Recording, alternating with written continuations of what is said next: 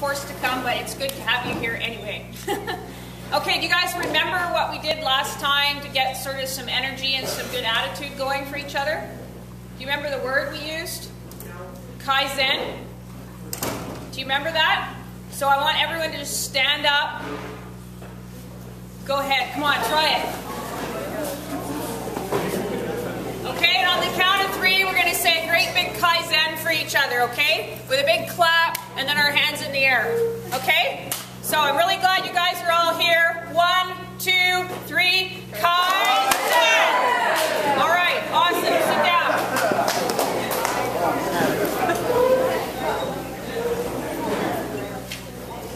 Okay, so last time we talked about little things that matter, little things that we do that matter. Has anybody got a little bit that would feel brave enough to tell everybody else something that they did, a little thing that made a difference in their life in the last month?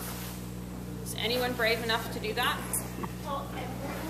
Yeah, or you could tell me and I could tell them. All right. Sorry, you were repairing a relationship? Your dad and your mom repaired a relationship. Awesome. And you had something to do with that? Awesome. You made them both angry at you, and that brought them together.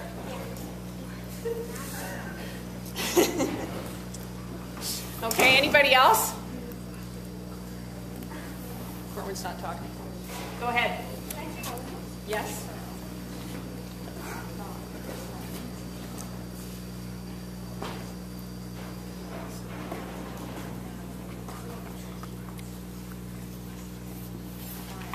So, you know, a lot of times we don't realize what goes on in our lives at home. You all know each other here, but we don't always see what goes on in your lives at home. So one person just shared about his parents fighting and coming together in some agreement. And our other friend, I'm sorry, am I allowed to say your name? What's your name again? Tia has just shared that she's had a difficult time coming to school, making the choice to come to school because her dad has got cancer, and she finds that an overwhelming emotional thing. And so I just think that's really great that she's made the choice to keep coming to school, to keep learning, and that she made the choice just now to share that. So I hope that you all can support her, and if she's struggling while she's at school, just help her in that. So I think that's really awesome. Thanks. Okay, today's subject is about attitude. I'm sure none of you ever have a bad attitude, right?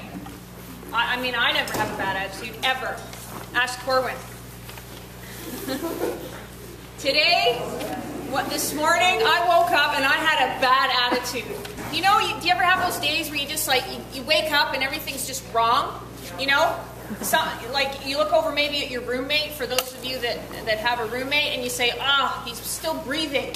That just irritates me. Why is he here? You know?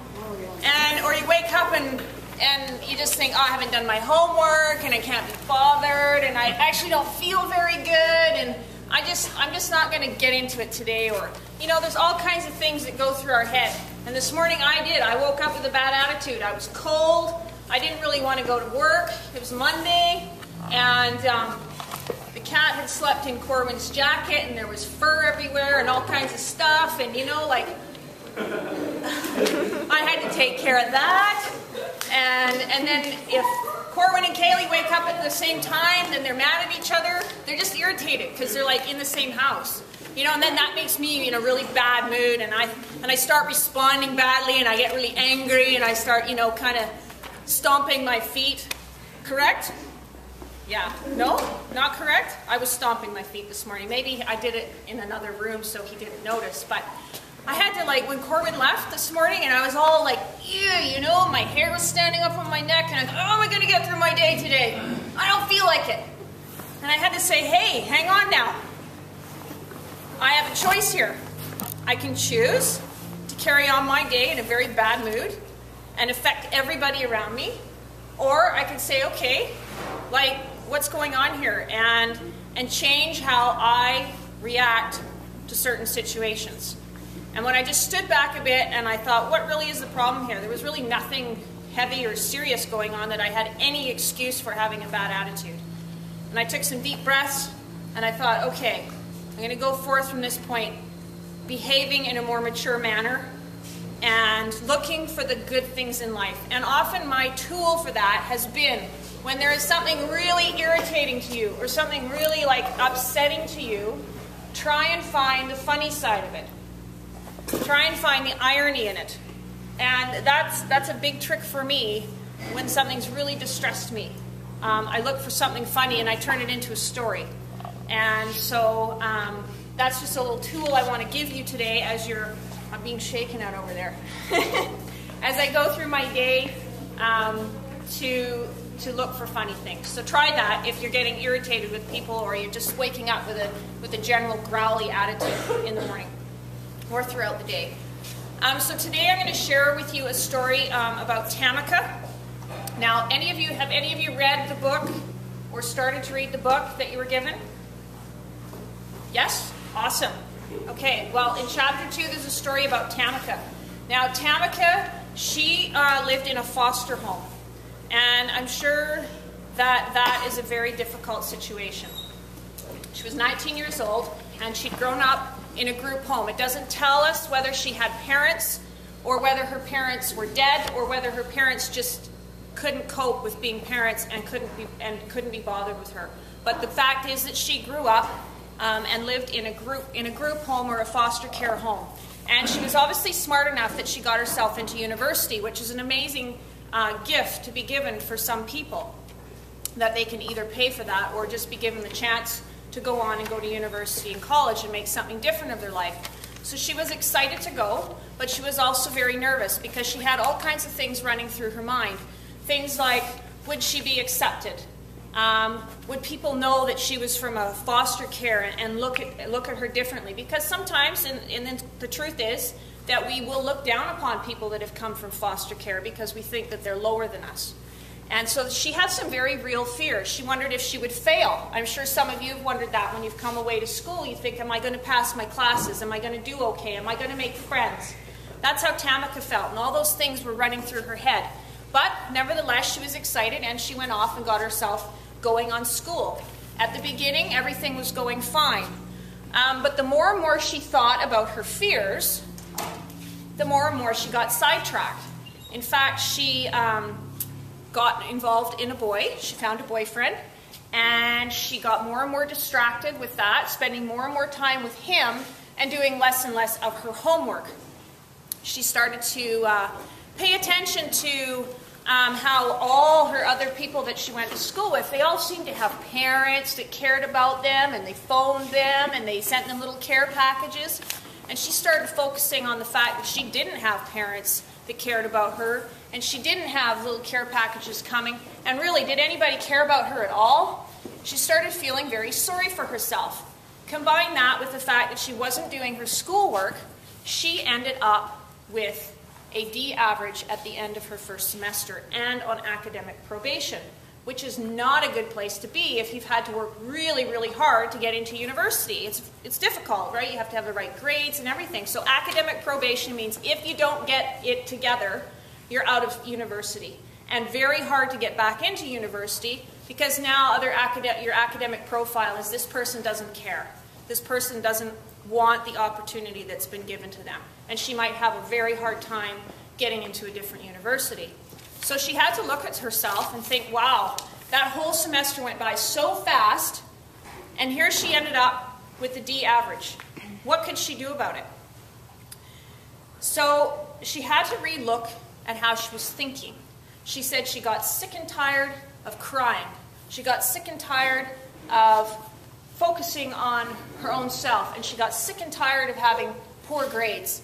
So she made some decisions. She changed her attitude, and she changed how she thought about things.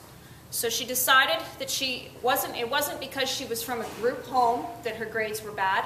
It wasn't because, she was different or anything else. The bottom line was she knew she'd made the choice to get those grades because she hadn't done the work. So she needed to change that. So she got down to it, and she started studying. She dropped the boyfriend, she went and got some counseling to help her deal with the transition between living in a group home situation and becoming an independent adult. She went and got a job, and she also got some tutoring help. So she actually traded getting peer help, peer tutoring and other tutoring, and she would write papers up for people. So she would kind of trade in that. She used the skills that she could. So obviously she could type and do those kinds of things, so that's what she put into getting herself turned around. And by the end of that year, she had pulled her average up to a 3.5 GPO, which I believe is almost A, B, A's. Yeah, very good. Anyway, she pulled her average completely up, and she ended up finishing off with a very successful year. But that never would have happened if she hadn't done some serious looks at the attitudes that she had going on in her mind. And the biggest thing with attitude is we tend to have a really bad attitude when we're self-focused, when we're focused on the things that aren't going right for us, those kind of things. And that's what she was doing. And once she made that shift, and she realized that she needed to do some work, and she needed to focus on other people and just doing good stuff, her life turned around, and she stopped feeling sorry for herself. She became thankful for the people that she did have in her life, and thankful that actually the experience of living in a group home had actually given her some skills that some of the other kids didn't have. So when she turned around how she looked at things, life became very different for her. Okay, so that's something that I want you to all think about today as we look at attitudes and the various components that lead to our attitudes. It's a very interesting process that we go through in order for our attitudes to reach a certain place, and that we have the power to change our attitude. Okay, so attitudes are either positive or negative. There's not really a lot in between. Sometimes we can feel neutral about certain things, but usually we can really find our attitudes are either positive or negative, and we see that with our friends. We'll say, oh, he's a really great attitude. He's just so enthusiastic about stuff. Or, yeah, you know, so-and-so's like always got a problem. They're so negative. So I want you actually to now divide in your rows, just like we did last time. I want you to pick a spokesperson. I have no gifts for you today, but that's okay. Yeah? Okay, so spokesperson, and I want you to discuss amongst you some of the things, an action that Tamika took to change her attitude and what she did. Okay, and the other thing, that's part one.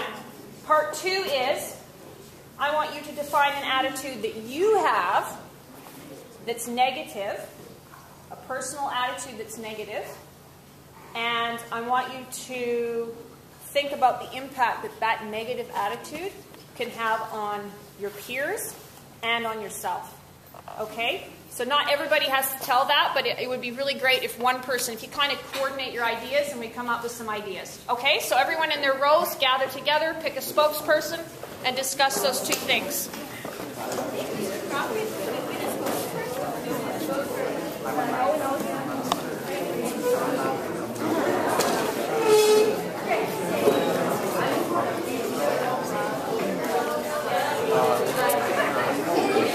Last time, so I'm going to go down the rows and I'm going to ask you some of the questions that I asked, and I just want you to give me sort of a 1 sentence, 2 sentence answer. If you feel like you need to give a bit more than that, that's okay. And Mr. Crofton is going to write down the answers so that we can all share them. Okay, so I had a request for someone to go first. Go ahead. So something positive Tamika did. She dropped her boyfriend and asked teachers for help. Okay, awesome. So she was proactive in asking for what she needed. Okay, that's awesome. Okay, go ahead. She didn't give up. Awesome.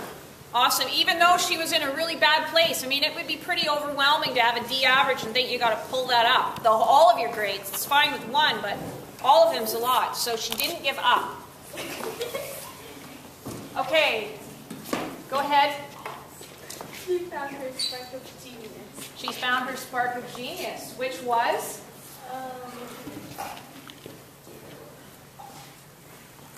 pushing herself to get what is needed. Okay, so she showed some determination, Yeah. right? Okay, and she set herself some goals. Okay, which we've talked a little bit about. Okay, that row. Yeah, your row. Yeah.